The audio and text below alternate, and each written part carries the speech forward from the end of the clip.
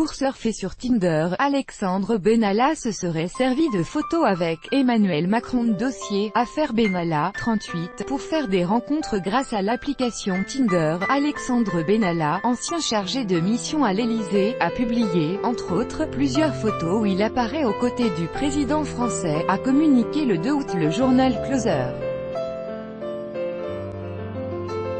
Sur fond de la polémique animée autour de l'affaire Benalla, le magazine People Closer a publié le jeudi 2 août les photos utilisées par Alexandre Benalla, ancien chargé de mission à l'Élysée, pour surfer sur l'application de rencontre Tinder.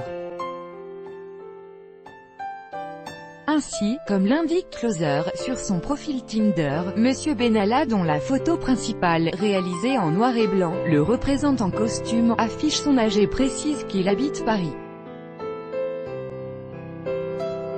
Cependant, en faisant défiler les photos, on le retrouve plusieurs fois aux côtés d'Emmanuel Macron.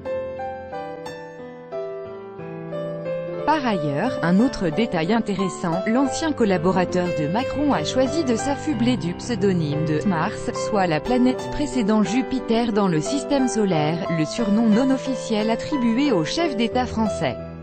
Une fois cette information relayée par les médias, les internautes n'ont pas tardé à réagir. Certains internautes ont plutôt pris cette publication à la rigolade. Depuis mi-juillet, Alexandre Benalla, collaborateur du président de la République française, dont le licenciement a été annoncé le 20 juillet, s'est retrouvé au cœur d'une vive polémique.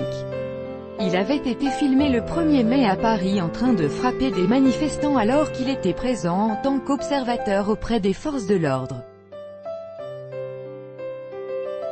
Monsieur Benalla a été ensuite placé le même jour en garde à vue pour violence et usurpation de fonction. Son domicile à Issy-les-Moulineaux a été perquisitionné le 21 juillet au matin. Le 22 juillet, le parquet de Paris a annoncé la mise en examen pour violence en réunion d'Alexandre Benalla et des 4 autres protagonistes filmés en train de frapper des manifestants le 1er mai.